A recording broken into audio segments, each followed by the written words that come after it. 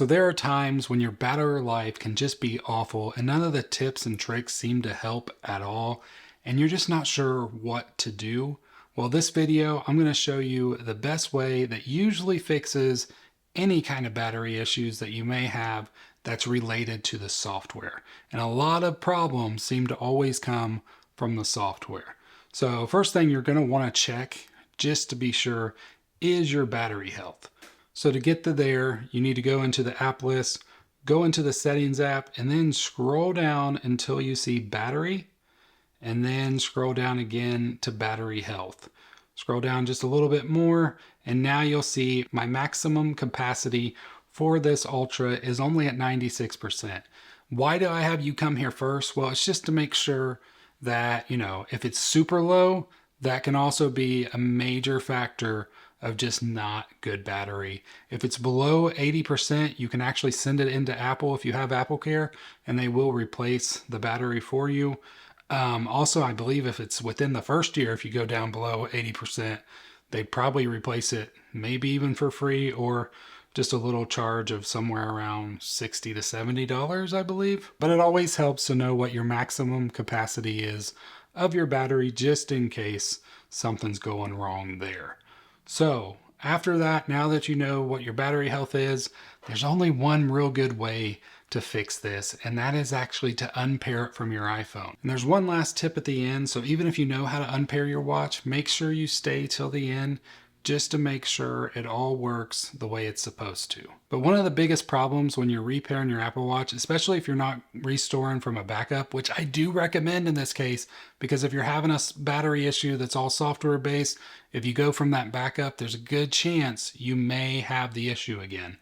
But the biggest problem is you will lose your watch faces. So if you're a big fan of all the different watch faces, you will want to make sure you save these out first. And this is the biggest tip of this video, is how do you save your watch faces out to make it easier to re-add?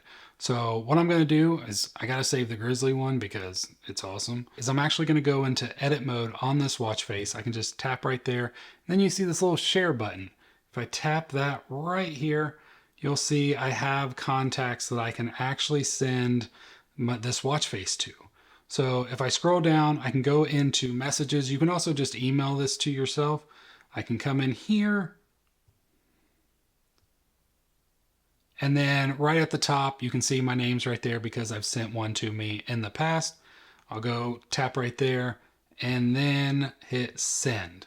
So now as soon as this sends, you'll get a notification on your watch and on your phone, but the phone will probably come first. So if I go in here, you can see right here, I have the notification on my phone, and I can actually just add this directly from my phone and it will sync over to my watch.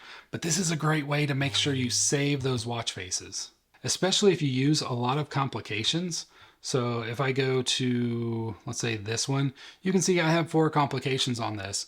And now I don't have to reset those complications. It will even reinstall all these apps for me as it's installing this watch face. So the next step is the actual unpairing process. And for that, you will need your iPhone. So I'm just going to move this off to the side, and we're going to focus on the iPhone itself. If I go into the watch app and I click all watches at the top, you can see I have 2 Apple Watches on my phone. I can go ahead and hit the eye right there and scroll down. And you can see right here at the bottom, I have the option to unpair the Apple Watch. So I'm going to go ahead and click the unpair. Keep cellular, I'm going to remove. I don't actually have cellular on this one. Now I'm going to have to enter my password and then click unpair right there at the top. And now it's unpairing. It will take a second, and then you can see right here, the Apple Watch is unpairing. Now that the Apple Watch is fully unpaired, I'm going to go ahead back to the iPhone and click on all watches. And now you'll have this option to add a watch. I'm going to do the setup for myself. And then you can see you have the little scanner. So I'm going to scan it. And now I have the ability to repair the watch. And in here, you'll want to click on the customize settings. And then right at the bottom, you have the option to set it up as a new watch. So you can pick the wrist that you normally wear it on, agree to the terms, creating a passcode. I'm just going to skip this step for right now. Even though I highly recommend you use a passcode, because that's really the only way you can use Apple Pay as well. That's fine. Okay. Continue. I don't like keeping the noise on, so I turn that off. Not taking anything. Continue. Not now. Then you can also set up, if you have the Ultra, it gives you the option to set up your action button. Go ahead and continue. Open. Okay. Now it's going to finish pairing my watch to the iPhone as a brand new Apple Watch, not from backup. Now that the watch is fully repaired, go ahead and start. I believe it will walk you through some navigation things, which, you know, if you've already done this, it can be kind of annoying, but it is what it is. Usually they make you hit the side button, hit the different items just to make sure you know how to get to everything.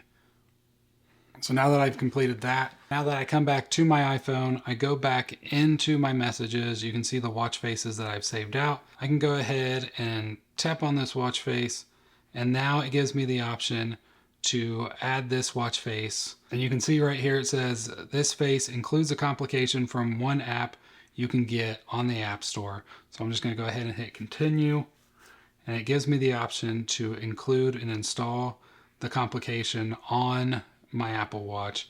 I hit done, and it can take a little while for the watch face to show up on the Apple Watch, and even a little bit longer than that for all the complications to fill in, because they have to be reinstalled to the Apple Watch itself. And there you have it. It is back on my Apple Watch, ready to go, watch face and all.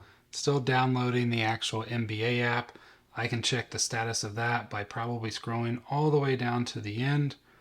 Doesn't look like it's popped up yet. There it goes. So now it's downloading the NBA app on my device, and I can continue to do this with all the watch faces that I saved from my phone. So if I scroll up, I have this watch face right here.